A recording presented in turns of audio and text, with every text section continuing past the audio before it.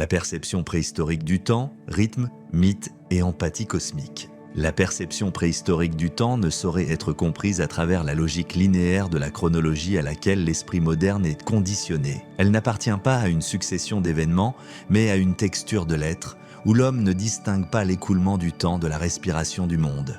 La nature ne se mesure pas, elle résonne. Et la conscience archaïque, encore indissociable du cosmos, entend cette musique non comme un fond sonore, mais comme une langue originaire. Dans l'alternance du jour et de la nuit, dans le souffle de la lune et du soleil, dans les marées et les saisons, dans les migrations animales, l'homme archaïque ne voit pas une chaîne mais un cercle, non un progrès, mais une mystique du retour. Le temps ne progresse pas d'un instant à l'autre, il revient, crée, tue et régénère. Il n'existe pas de calendrier au sens contemporain. Il existe un rite, un signe, un événement qui ne se produit pas, mais qui, chaque fois, actualise le cosmos.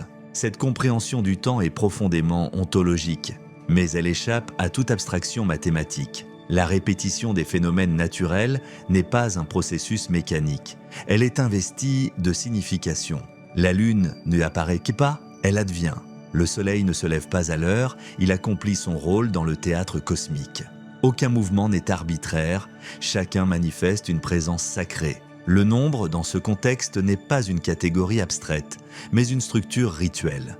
3 n'est pas 1, 2, 3, mais un chiffre d'élévation. 7 est l'architecture du monde. Une telle symbolisation du temps engendre une métaphysique cyclique. Le temps ne se dirige pas vers l'avant, mais tourne autour d'un centre, revenant non au passé, mais à l'origine. Les données archéologiques confirment l'existence de cette cosmologie rythmique. Les artefacts paléolithiques, les gravures rupestres, les os marqués, les calendriers lunaires, comme ceux de Blanchard ou des grottes de Lascaux, témoignent d'une fixation rituelle des rythmes célestes, des phases lunaires, des mouvements animaux. Ces marques ne sont pas des documents temporels, elles représentent des actes de sacralisation cosmique. La corrélation entre les cycles lunaires et le corps féminin est particulièrement significative. Sang, fertilité, mort et renaissance forment un même espace sacré. La grotte devient plus qu'un refuge, elle est un chronotope, un lieu où se fixe le mythe calendrier, où l'image devient matrice du retour. Les figures ne sont pas des illustrations, mais des mémoires incarnées, non des signes de chasse, mais des miroirs du recommencement. Tout cela est possible parce que l'homme préhistorique ne s'oppose pas au rythme. Il l'habite, il n'observe pas, il participe. Le modèle de pensée pré-anthropocentrique permet une expérience empathique du monde. Le temps pénètre le corps par les sensations, la lumière et l'obscurité touchent de la peau, les odeurs transmettent des messages, les sons balisent les devenirs. Le temps ne s'écoule pas, il se ressent, et ce ressenti est corporel. La danse, le chant, la transe chamanique ne sont pas des pratiques esthétiques ou religieuses, mais des formes d'accord avec le monde, des synchronisations archaïques, avec une temporalité qui ne se possède pas mais qui nous contient. Dans cette logique, la mémoire elle-même n'est pas individuelle mais collective. Le temps préhistorique ignore l'autobiographie.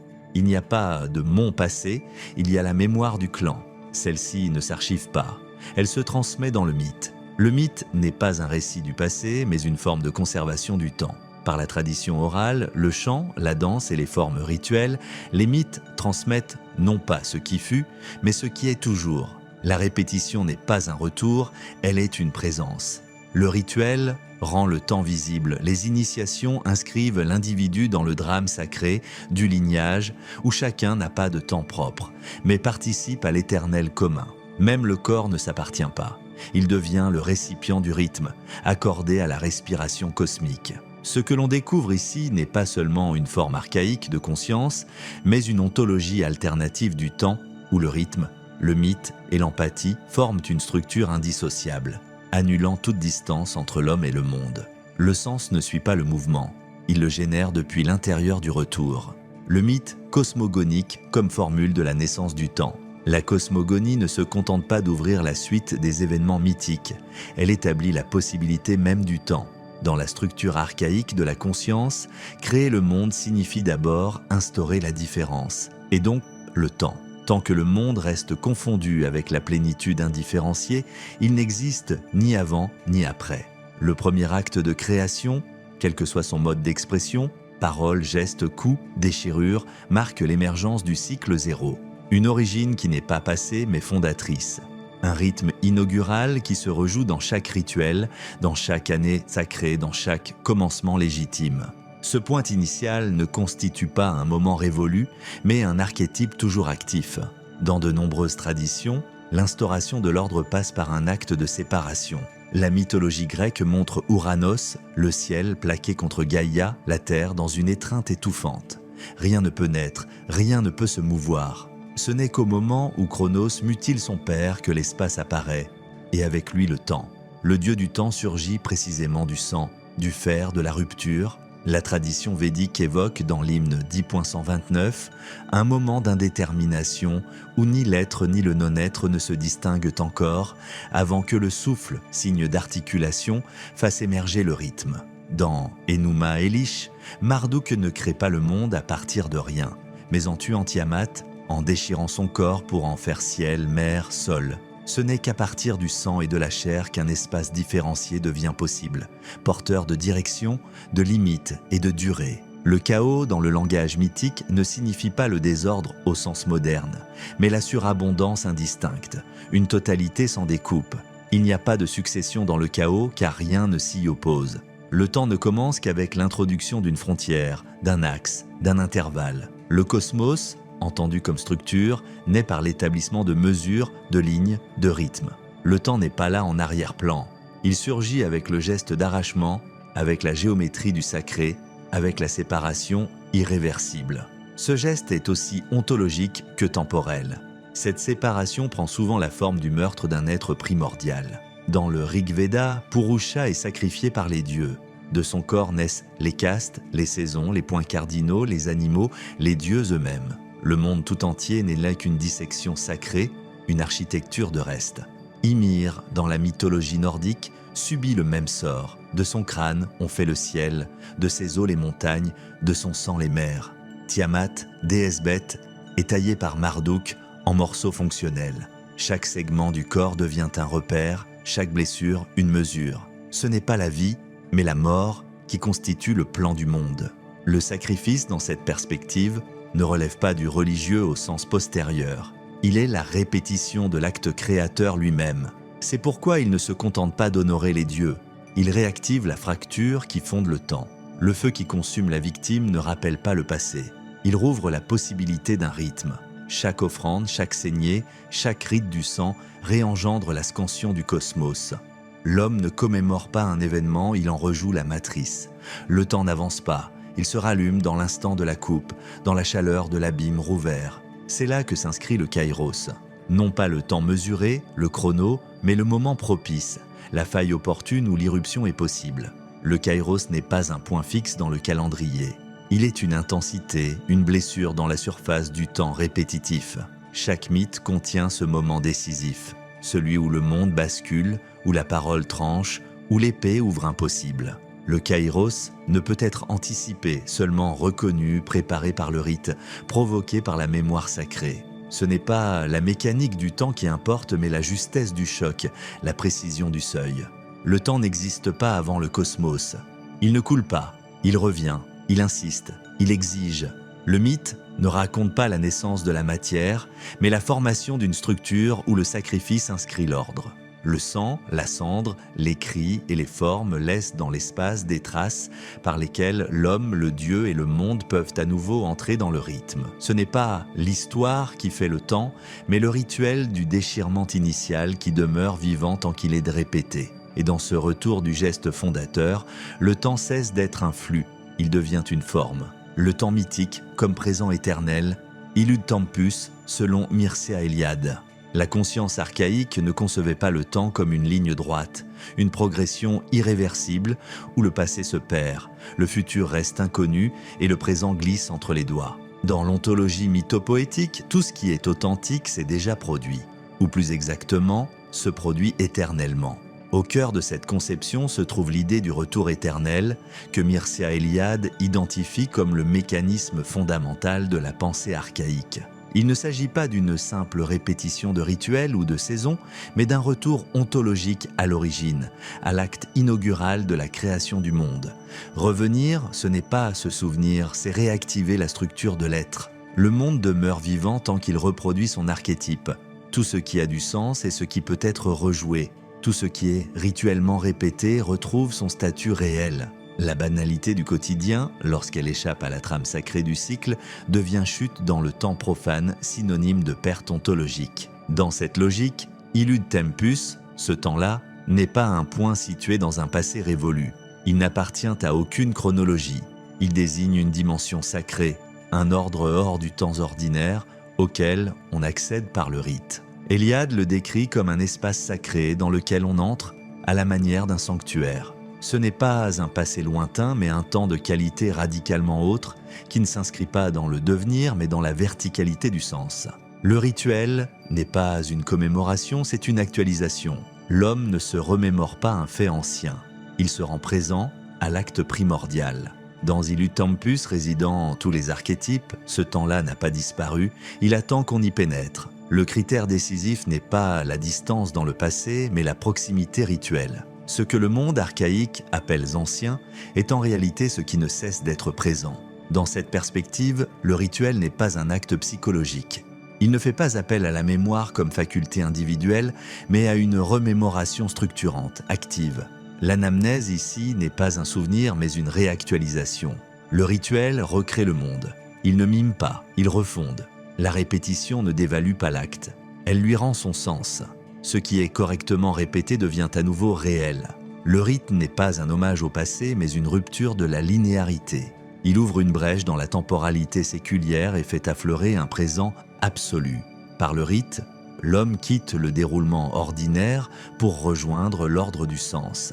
Chaque geste, chaque parole, chaque silence rituel rétablit le monde tel qu'il doit être. Le mythe ne coïncide jamais avec l'histoire. Il n'énonce pas un fait passé, mais une structure permanente. L'histoire est séquentielle, fragmentée, soumise à l'aléatoire. Le mythe est total, circulaire, réplicable. Il ne dépend pas d'un moment, mais d'un modèle. Alors que l'histoire suppose des événements contingents, le mythe enferme en lui tous les possibles. Il ne progresse pas, il configure. Le drame moderne réside dans cette scission. L'homme occidental vit dans une histoire sans archétype, dans un temps sans structure, dans une succession sans fondement. Le mythe offre une ontologie stable, l'histoire une narration périssable. Et ce qui se perd avec l'histoire, c'est la possibilité du sens. D'où la critique radicale de la chronologie que permet la logique rituelle. Là où le temps historique avance, le rite réinstalle l'éternité. La temporalité du rite est simultanée, non pas linéaire, tout ce qui compte se passe maintenant. La naissance, la mort, la fête, l'initiation, tout est toujours rejoué dans le présent rituel. Il n'y a pas d'avant ou d'après, mais une coprésence de l'origine et de l'instant. Le calendrier archaïque n'est pas une grille numérique, mais une cartographie des seuils sacrés. Chaque date n'est pas une case, mais une ouverture. Ce n'est pas le passage du temps qui importe, mais le surgissement du sacré à travers le rite. Au centre de cette cosmologie temporelle se trouve l'homme rituel. Il ne cherche pas à être unique ou créateur, il cherche à être conforme. Il veut vivre non dans la singularité historique, mais dans l'exactitude archétypale. Ce n'est pas une négation du réel, c'est une fidélité à l'originel. Le temps mythique est le temps des dieux.